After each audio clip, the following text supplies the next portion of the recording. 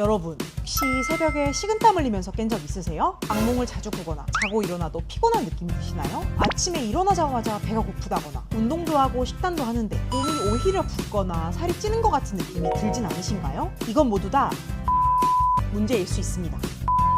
관리 안 하면 아무리 식단을 하고 운동을 해도 비만이 되는 확률이 무려 2배. 안녕하세요 여러분, 어떤 약사입니다. 제가 스위치온 다이어트를 하면서 열심히 관리했던 이것, 바로 공복혈당인데요. 100 미만을 목표로 열심히 관리하고 있었는데 최근 햄버거 실험을 하면서 입이 터져가지고 식단 조절을 잘 못했거든요. 그래서 공복혈당이 요즘 계속 세 자릿수가 나오는 거예요. 연속혈당 측정기로 측정을 해보니 새벽에 혈당이 한번 쭉 떨어지고 올라가는데요. 이를 새벽현상이라고 합니다.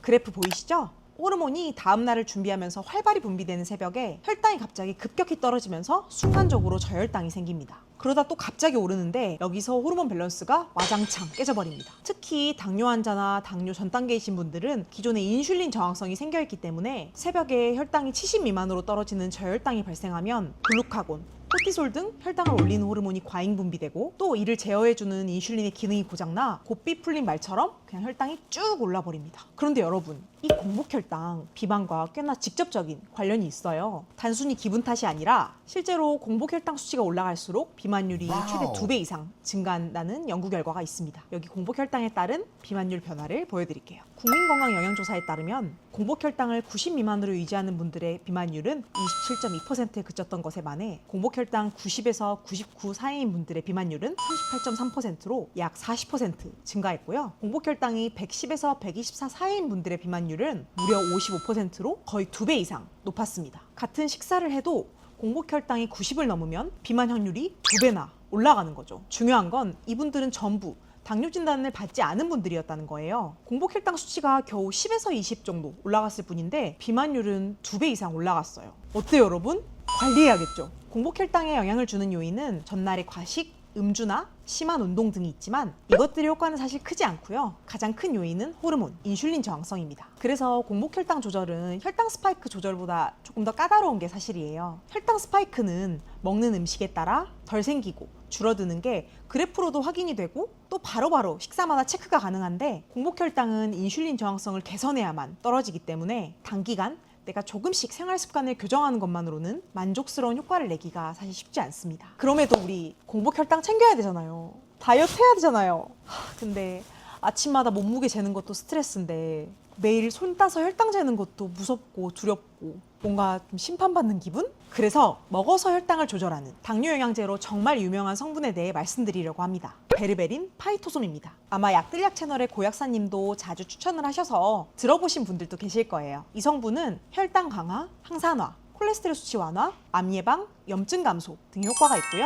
이 베르베린은 관련된 수천 건의 논문이 나와 있을 정도로 건기식 원료 중 정말 연구가 많이 된 성분 중 하나예요. 메트포르민이라는 당뇨약 아시죠? 당뇨 진단받으시면 알약 크기가 꽤 큰 약을 먼저 처방받으실 텐데 그 약의 성분, 가장 1차적으로 선택되는 당뇨약의 성분이 바로 메트포르민입니다. 그리고 이 메트포르민과 거의 유사한 기전으로 혈당을 떨어뜨려주는 게 바로 베르베린이고요. 정말 유명한 책인 노화의 종말 저자이자 하버드 의대 교수 데이비드 싱클레어가 노화 방지를 위해 먹고 있는 영양제, 바로 레스베라트롤, 퀘르세틴, 메트포르민, NMN 또는 나이아신인데 저도 이 중 메트포르민을 제외한 성분들은 꾸준히 챙겨 먹고 있지만 한국에서 메트포르민이 전문의약품으로 처방받아서밖에 살 수가 없어서 그거에 대한 아쉬움이 좀 있었는데요. 이 베르베린이 메트포르민과 굉장히 유사한 적용을 하기 때문에 저속노화 영양제로 챙기기에도 너무 좋을 것 같습니다. 이 베르베린의 임상 실험을 보면요, 짧게는 3개월, 길게는 1년 정도 걸려서 결과를 도출해내는데 정말 그만큼이나 기다려야 할까요? 얼마나 있어야 베르베린이 효과를 낼까요? 위장이 약하면 휴약기도 가지라고 하는데 대체 얼마 정도나 먹어야 될까요? 이런 궁금증들이 많으실 것 같아서 제가 직접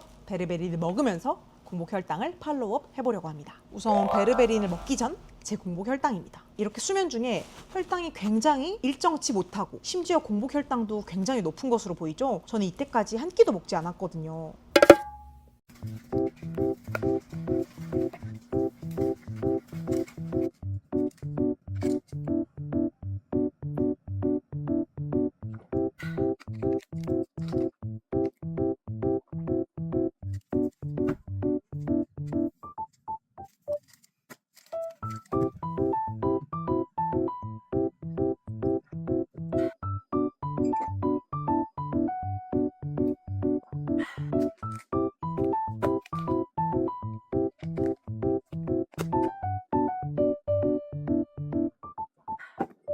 그리고 지금 베르베린을 꾸준히 먹은 지 3주 좀 지났는데요. 공복 혈당이 굉장히 안정화됐습니다. 보시면 다른 것보다도 공복 혈당의 변동폭이 굉장히 적어졌고요. 이 혈당 수치도 낮은 상태로 안정적이게 변했습니다. 그리고 더불어 수면의 질도 좋아졌는데요. 저혈당이 생기고 새벽 현상이 나타나고 이 혈당을 끌어올리고자 코티솔과 글루카곤이 분비되면 각성 효과가 나타나면서 수면이 굉장히 흐트러지거든요. 근데 그런 것들도 많이 사라져서 푹 잘 수 있었고요. 아침에도 피곤함이 훨씬 덜 하더라고요.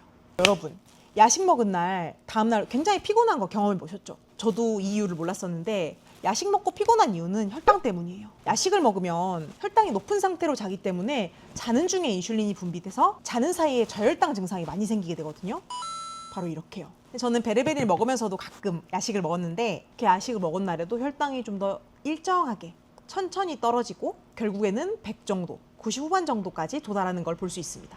제가 본격적으로 베르베린 효과를 경험한 건 2주차가 지나서부터였습니다. 첫 일주일은 위장장애도 있을 수 있고 제가 위가 좀 약하기 때문에 아침 공복에 하나씩 먹었고요. 저는 이걸 먹고 딱히 위장장애나 부작용이 없어서 그 다음부터는 아침 식전과 저녁 식전으로 하루 2알로 늘렸어요.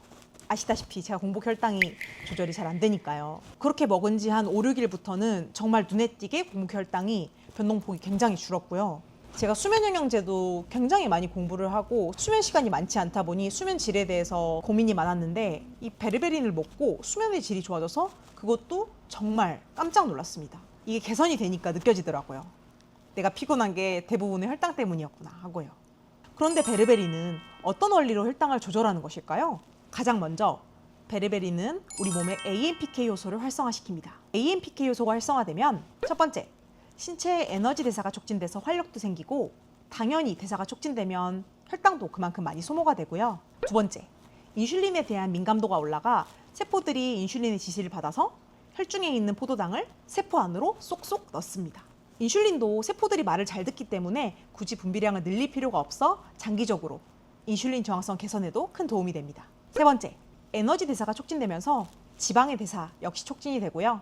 1년에 걸친 베르베린과 체중 감소에 관한 임상시험에서도 BMI 수치가 실험자 평균 4 정도 감소되는 결과를 얻었습니다. 이외에도 직접적으로 당뇨와는 연관이 없지만 자가포식 작용을 활성화시켜서 저속노화의 관점에서도 장기간 복용했을 때 큰 효과를 나타낼 수 있는 게 바로 베르베린 파이토솜입니다. 베르베린과 관련된 연구 논문을 살펴보면요. 우선 혈당 강화, 아까 말씀드린 메트포르민과 베르베린의 효과를 비교한 실험입니다. 성인 36명을 대상으로 3개월간 18명은 메트포르민을 하루 3번 500ml씩, 나머지 18명은 베르베린을 하루 3번 500ml씩 3개월간 복용시킨 후 결과를 대조해 보았는데요. 두 실험군의 당화혈색소가 메트포르민은 1.4%, 베르베린은 2% 감소했습니다. 효과로만 놓고 보면 베르베린이 더 효과가 좋았던 거죠. 그리고 거기다 추가적으로 총 콜레스테롤 수치, 중성지방 수치까지 감소되어 전반적으로 메트포르민보다 우수한 결과를 보였습니다. 약효를 인정받아 전문의약품으로 쓰이고 있는 약보다 건강기능식품이 임상시험에서 더 좋은 결과가 나타나는 경우는 정말 흔치 않거든요. 이를 바탕으로 베르베린은 하루 600ml에서 1500ml 정도 꾸준히 복용하게 되면 장환경 개선, 공복혈당 감소 효과를 볼 수 있습니다. 근데 이 베르베린에 대한 부작용, 걱정들도 굉장히 많아요. 먼저 흡수율인데요. 이건 위장장애 부작용과도 연관이 돼 있는데 바로 흡수율이 낮으면 흡수되지 않은 베르베린이 위와 장에 부담을 줄 수 있다는 건데 그런다고 섭취량을 늘려버리면 위와 장에 더 많은 부담을 주기 때문에 흡수율을 높인 제품을 드시는 걸 추천드립니다. 제가 먹고 있는 건 바로 이 제품인데요. 약들약 고약산이 명상에서 나온 제품으로 인데나시 원료 베르베비스를 사용해 일반 베르베린 제품 대비 흡수율이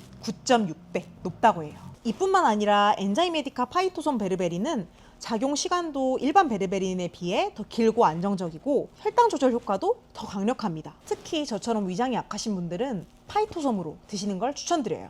저는 공복에 먹기도 했는데 확실히 흡수율이 높으니까 공복에 먹어도 울렁거림이나 속쓰림이 없더라고요. 다른 제품 10알 먹기 대 이 제품 1알 먹기. 저는 무조건 이거 추천. 그리고 베르베린은 특히나 함량 검증 이슈가 많은데 컨슈머랩이라는 영양제 성분 함량 검증 사이트에서 성분 함량 검사를 한 유일한 제품이 바로 이 제품입니다. 그리고 요즘 쿠팡 가짜 영양제 이슈로 직구 영양제 사 먹기가 좀 두려워졌잖아요. 그런데 이 제품은 제조 공정에서 클린 라벨 인증을 받았고 국내의 공식몰인 블루존이 이 엔자이메디카 한국 공식몰이다 보니 믿고 구매할 수 있으니 그런 걱정은 안 하셔도 될 것 같아요.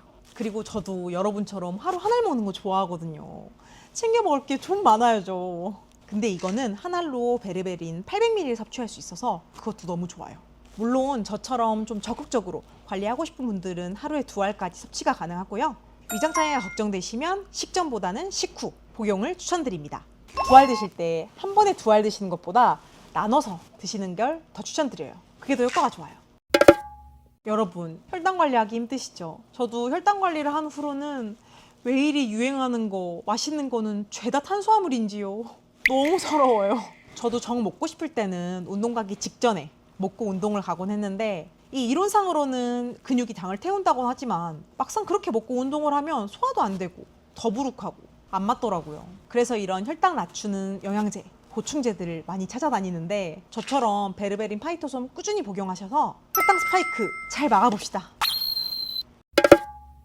여러분, 제가 베르베린과 베르베린 파이토솜 두 종류를 소개해드렸었는데, 다시 한번 정리를 드리자면 일반 베르베린은 고함량 성분을 선호하는 분들께 추천드리고요. 베르베린 파이토솜은 일반 베르베린보다 업그레이드해서 9배 이상 높은 흡수율을 갖고 있어 고용량을 소화하기 힘드신 분들, 저처럼 위장이 약하신 분들께 추천드립니다. 저와 같이 베르베린 파이토솜으로 섭취하시면 됩니다.